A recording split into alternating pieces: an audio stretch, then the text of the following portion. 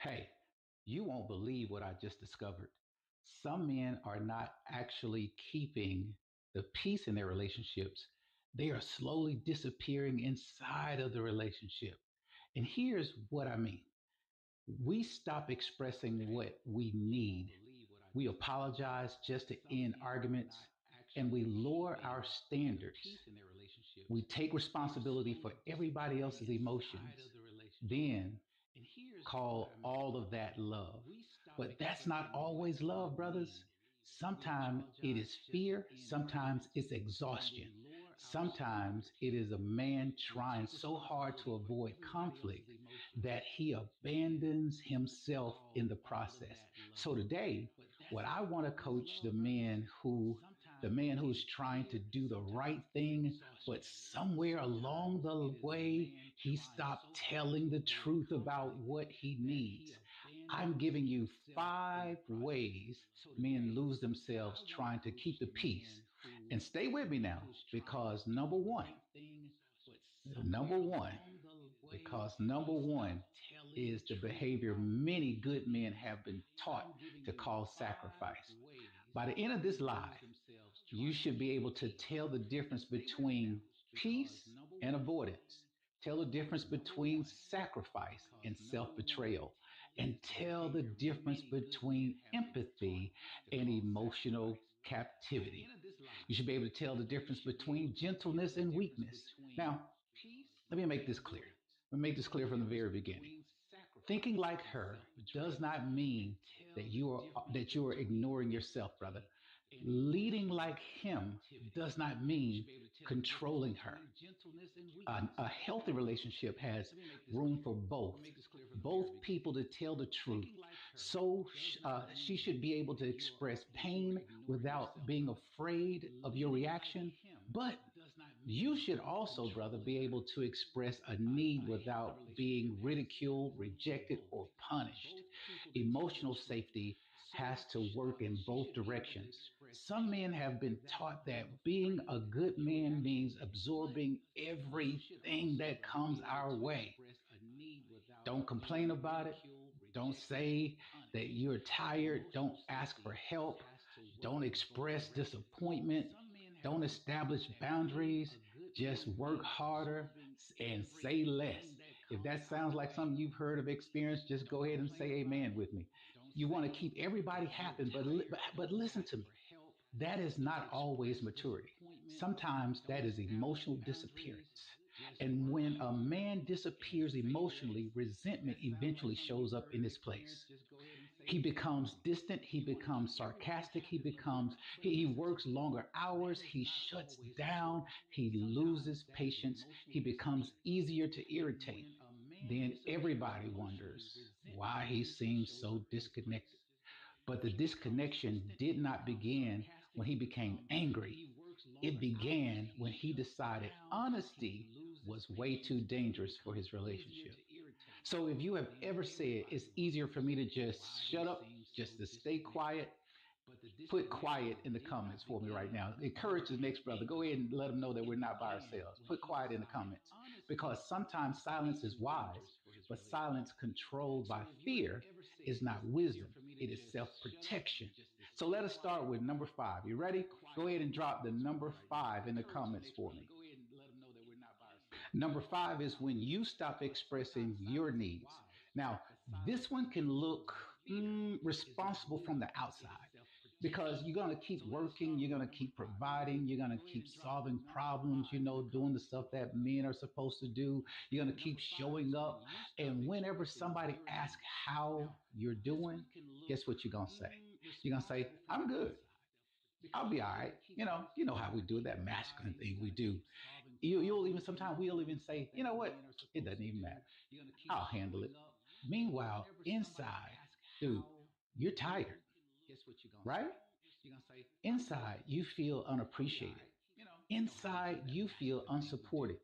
You may even feel lonely.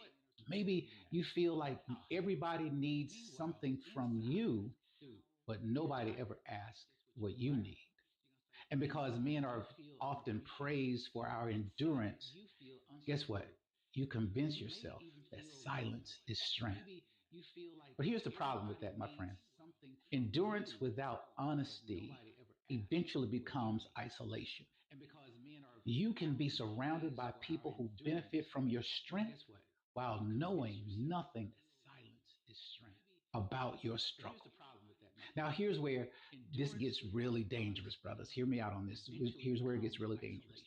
See, a need you refuse to express does not simply disappear. It usually comes back in another form, something. It may come back like resentment. It may come back like something like irritation. It may come back as something as simple as emotional withdrawal. You withdraw emotionally and have not even realized it. It may come back as sexual distance. You don't feel like it. Blame it on the libido. Go get the whatever checked. But this is what it is. It can come back as overworking. It can come back as the private belief that nobody really cares about you.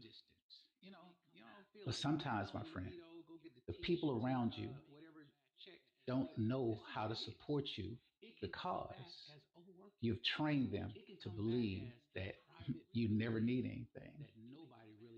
Hey, maybe you like me. Maybe you always say, I'm fine.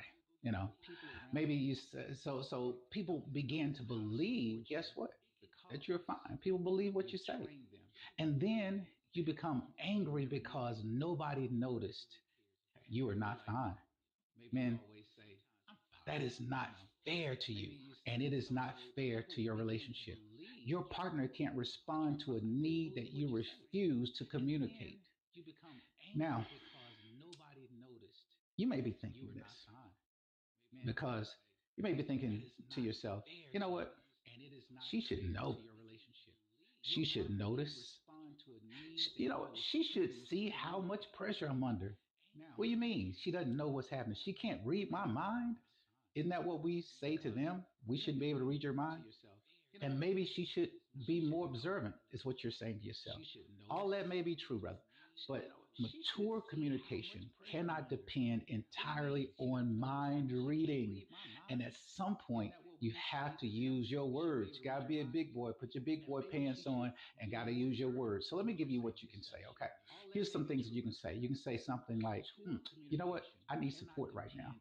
I need encouragement right now. You know what? I would love to have some affection right now. I need some time to recover. You may say, I need us to talk about how much I carry. Let's have a conversation. You know that word that the phrase that we don't like, I need to talk to you. Use that one. We need to talk. But that doesn't make you weak, brother. That just makes you honest. So here's the exact way for you to begin, okay? Some stuff that I've learned along the way.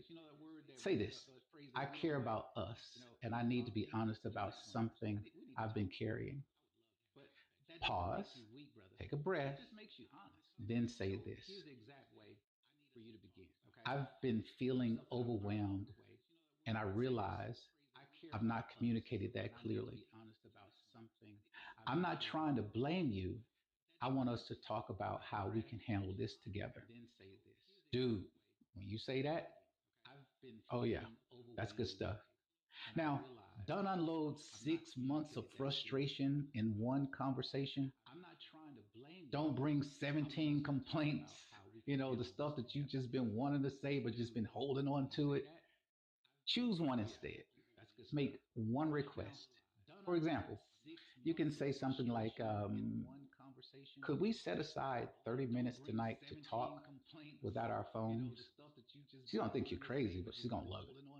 Or you can say something like this: I need one evening this week to rest and reset. Or you can say something like,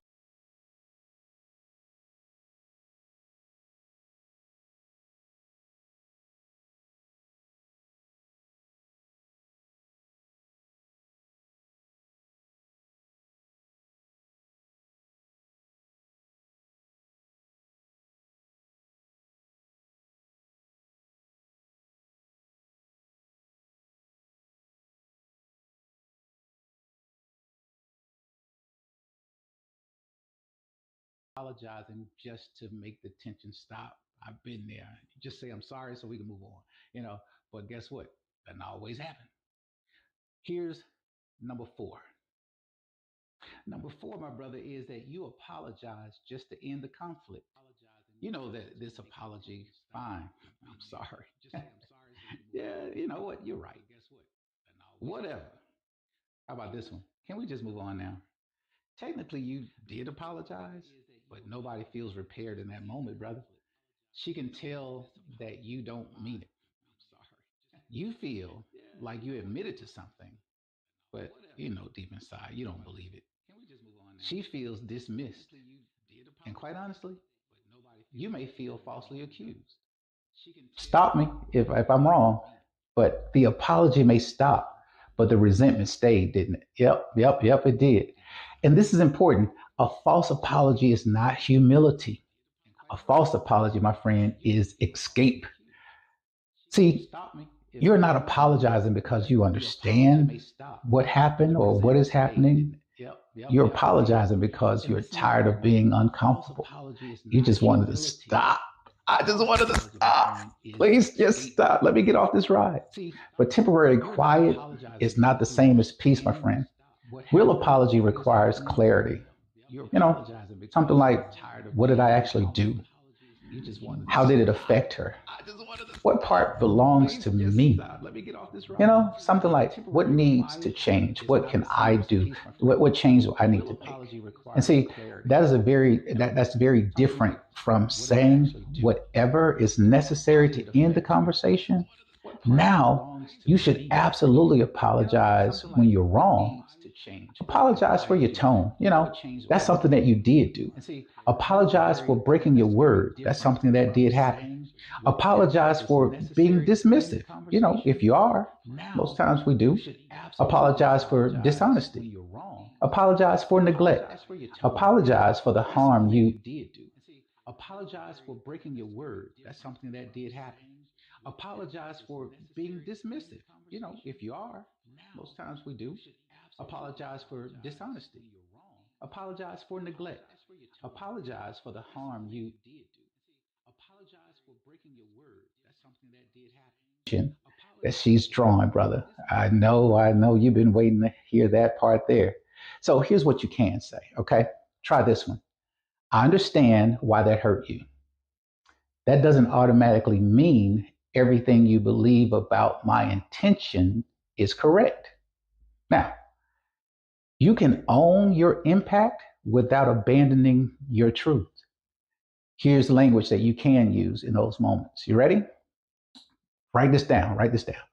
I want to take responsibility for my part, but I don't want to give you any empty promises, any empty apologies just to end the conversation. Then be very specific, okay? Say that something like this. My tone was disrespectful, and I'm sorry for that. I still believe that we need to discuss the direction itself, the decision itself. I think we need to discuss that. But I want to do it respectfully. Is that okay? Then give her a chance to respond. If you just heard the difference in that, go ahead and drop the word difference in the comments. Difference. See, you're not running from accountability. You're making accountability accurate. And accurate accountability creates real repair. Inaccurate apologies only delay the next conflict. And like I know, it gets louder and louder. You apologize today, the resentment returns tomorrow. The same issue shows up again and again and again and again, but it gets louder and louder and louder. And that is why I say this: peace purchased with dishonesty always sends another bill. Oh, yeah, it does. So the next time you feel tempted to say, fine, I'm sorry, pause, take a breath. Remember the pause framework we taught you last week. Remember the pause framework. Do that one. Take a breath, then ask, what exactly do you need me to take responsibility for right now? See, that question can slow the whole conversation down. It also prevents you from using apology as emotional anesthesia. But here's what often happens next. When a man gets used to apologizing for everything, he eventually begins lowering his standards he began to lower the standard he once believed actually mattered to him. And that brings us to number 3. Ready? All right. Type the number 3 in the comments and I'll drop number 3. Number 3, you abandon your standard to avoid disapproval. See, this is where peacekeeping starts becoming self-betrayal. You stop enforcing boundaries.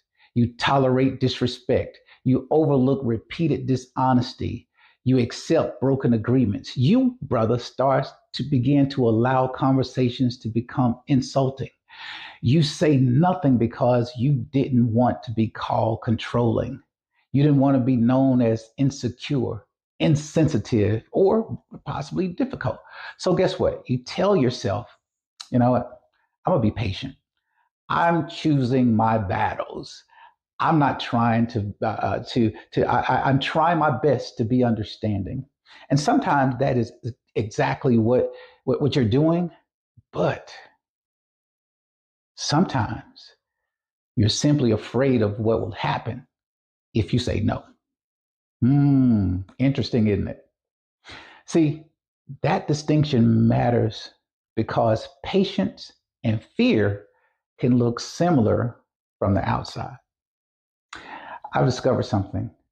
Patience says, I'm not choosing restraint. I'm sorry, forgive me. Patience says, I'm choosing restraint because it serves love. Fear says, I'm staying quiet. I'm staying silent because I can't handle the reaction. I don't want to deal with this today. One comes from strength, the other comes from captivity. Now, let's talk about boundaries real quick. A boundary is not a threat, brother. A boundary is not punishment. A boundary does not control another grown adult. A boundary clarifies what you participate in. It clarifies what you will accept. A boundary clarifies what you will do when patterns become harmful. I'm not talking about harming another person, but what I want you to do is for you not to become harmed. For example, emotional safety doesn't mean someone can speak to you any kind of way. Okay, know that. It doesn't mean that you have to tolerate dishonesty. It doesn't mean that you are never allowed to disagree. So, what does it mean? It means, well, one more. I want you to hear this. It doesn't mean that you can't say no, because I had a big problem with that, being able to say no. So I wanted to drop that in there. It doesn't mean that you must abandon every standard simply to keep somebody comfortable or to keep somebody happy. A relationship without standards does not become safer. That relationship without standards becomes unstable. Now, truth without love becomes cruelty, but love without truth becomes dysfunction. We need both. So here's an exact script that I wanted to drop for you right now. Listen to this. I love you, but I'm not willing to continue a conversation where either of us is insulting the other. Oh, then say this. After you say this, after say that, say this. Get this. This is life changing. I need 20 minutes to calm down. I'll come back at 7:30 and we can continue respectfully. Now, I just said 7:30, but it can be whatever time, whatever 30 minutes later is that you need to kind of walk away, breathe. Now, the last part matters. Listen to this. You said that you would come back, right? So what I want you to do is prepare to come back. Actually come back, because the return is what separates a healthy boundary from avoidance. If you walk away and never return, that feels like abandonment. If you step away, regulate yourself, and return when you said you were going to return, that feels like leadership, brother. Yeah, now you're stepping up, man. Now you're stepping up and you're doing the things that you need to do. Guess what you're doing? You're communicating. This conversation matters too much for us to destroy it. It's what you got to tell her. So think about your own relationship. What is one standard you stopped communicating? Could it be respectful speech? Could it be financial honesty? How about faithfulness? What about privacy? That's a big thing. How about time together? Shared responsibility. Then ask yourself, have I communicated these clearly? Am I modeling it myself? Am I enforcing it consistently? Because a safe man's a safe get this, a safe man protects her heart, but he also protects the relationship from destructive behavior on either side. And this includes both his and her behavior. That includes his behavior, that includes her behavior. That includes outside influences. Mama and everybody, cousin them that get in your relationship, stop it. Still, when a man becomes afraid of disapproval, every emotion around him starts feeling like his responsibility. And that leads us to number two. Number two is a doozy. But wait till you hear number one. So stick with me. Number two. Here's number two. You take responsibility for her every emotion. This one can happen very quietly. She is disappointed. So guess what we do? We start to panic. She's angry. So we immediately surrender. She's sad. So we assume that we failed. She becomes distant. So we abandon our judgment just to make her feel better. Over time, brother, you begin believing if she's unhappy, then I must have done something wrong. But that's not always true. Her feelings, get this, listen, her feelings do matter. Her feelings matter. Her experience matters. Your impact matters. But another adult's emotions are not always proof of your guilt. Sometimes people feel disappointed when you set a healthy boundary. Sometimes people get angry when you tell them the truth. Imagine that. Sometimes people feel uncomfortable when you stop participating in unhealthy patterns. And here's the distinction that you have to learn. I want to drop this in your spirit real quick. I want to give this to you. I want to deposit this into your healthy bank. Understand that discomfort is not always damage. Damage requires repair, but discomfort may require growth. If you treat every uncomfortable emotion as damage, you will spend your whole life apologizing for maturity. So, what are you responsible for? You are responsible for your words. Yeah, you're responsible for what you say. You're responsible for your tone. You're responsible for your honesty. You're responsible for your consistency. Guess what? You're responsible for your behavior. You're responsible for your willingness to listen. You're responsible for your willingness to repair harm that you caused. But you're not responsible for controlling every emotion another grown adult experiences. See, that's not compassion. That's emotional captivity. Compassion means that you can stand with her without disappearing inside her feelings. You can say this, I care that you're upset. Then you can begin to listen. Then you can even ask questions. You can examine your behavior. You can make changes when changes are needed. But, but, but you do not have to abandon truth just to create immediate relief. So here's a script I want you to use. Say this. I care about you. I care about how you feel. Say this. I care about how you feel. And I want to understand. Then you say, you know what? I'm willing to take responsibility for how I contributed. But I don't think either of us should assume that every painful emotion means that the other person is wrong. You know, when you say that, brother, that creates room for empathy and responsibility. Because a mature relationship is made up of two emotionally responsible adults. Both of us have to be there. Not one emotional manager and one emotional dependent, but both of us learn to speak honestly. Both people learn to regulate themselves. Both people learn to apologize. Both people learn to respect boundaries. And both people learn to repair.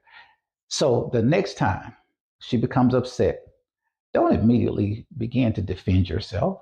Don't do that. But also, don't immediately surrender. Don't do that either. Ask this question. All right. So write this down. Write this down. Ask this question. What are you feeling right now?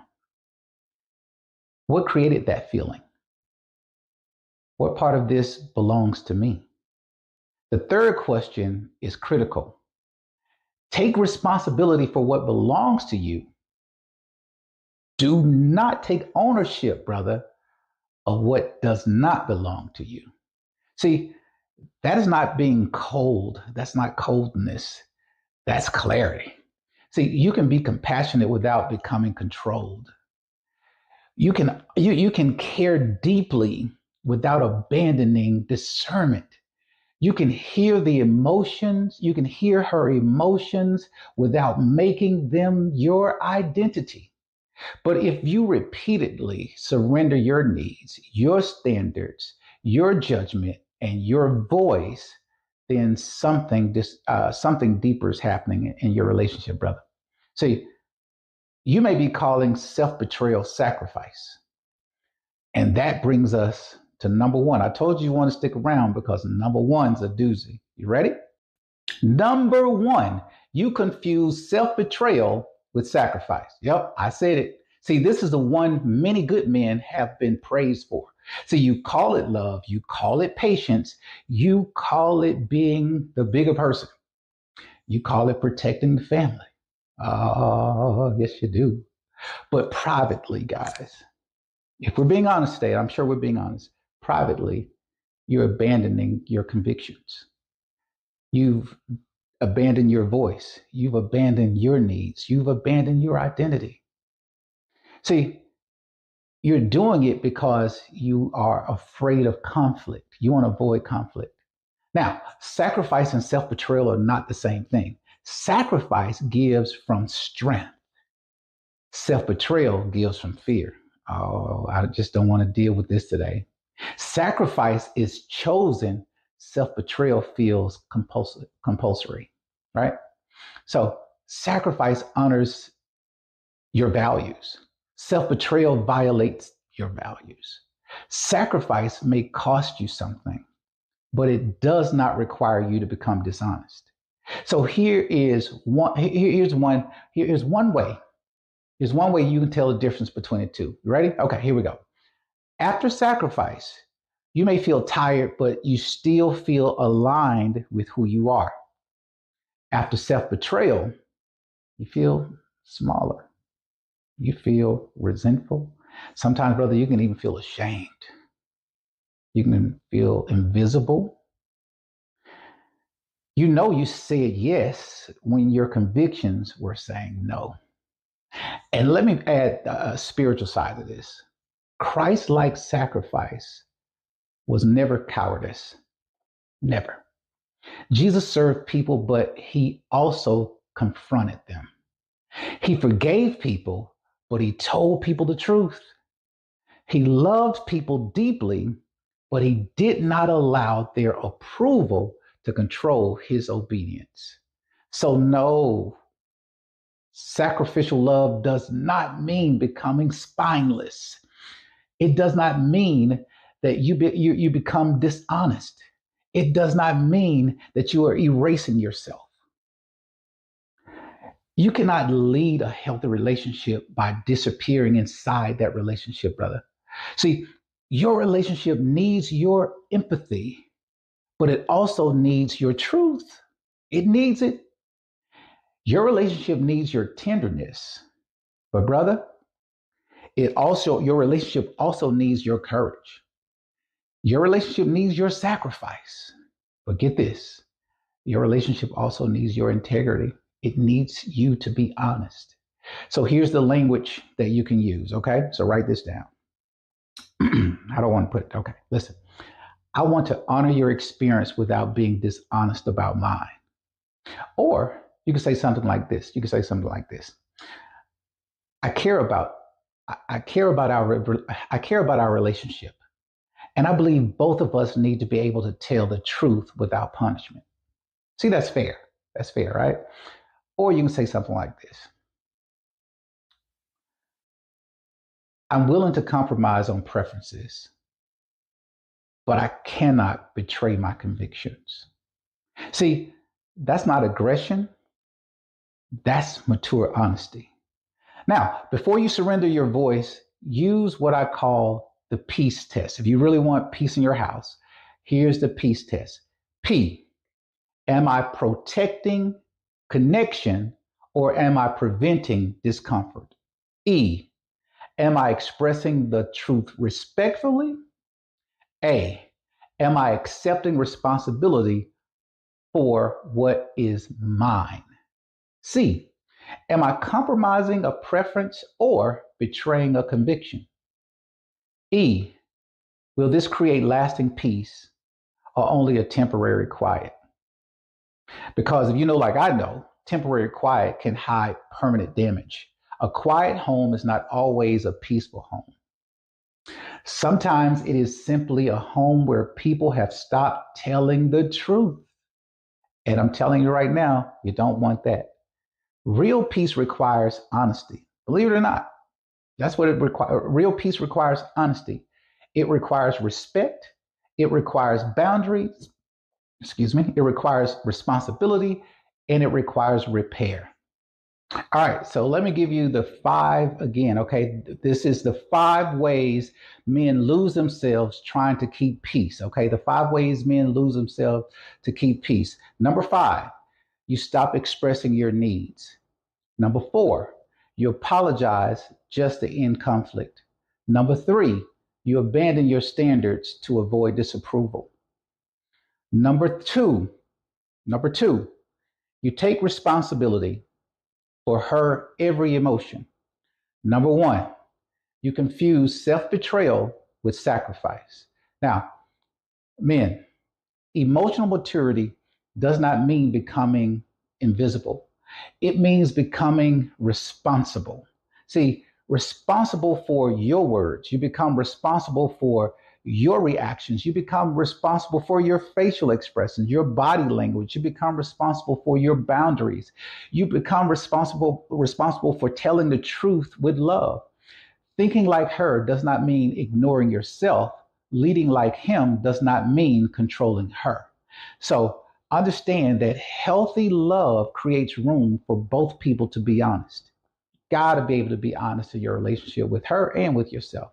See, you can protect her heart without abandoning your voice. You can receive correction without surrendering your dignity. Think about this. You can be emotionally safe and still have standards, okay? You don't have to lower your standards.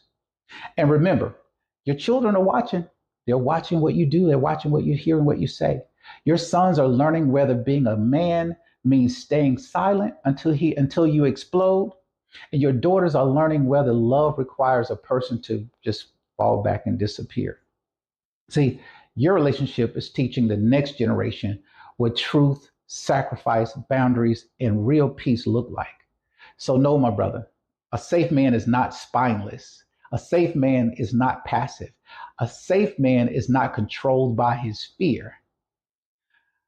A safe man, he is strong enough to listen. He is strong enough to apologize for the stuff that he's really done. He's also strong enough to set boundaries, healthy boundaries. He's also strong enough to speak truth without becoming cruel. He's strong enough to love without losing himself. So, what I want you to do right now, go ahead and comment the word peace, Peace, if you have ever confused avoiding conflict with protecting your relationship. Also, what I want you to do right now is to save this live video because I want you to save it before your next difficult conversation. Then what I want you to do is I want you to send this video to a man who has been carrying way too much for way too long in silence. And follow Think Like Her, Lead Like Him for practical coaching that helps men become emotionally intelligent, spiritually mature, and relationally strong. See, real peace doesn't require you to disappear. Guess what? Real peace requires you to become disciplined enough to remain loving, honest, and whole.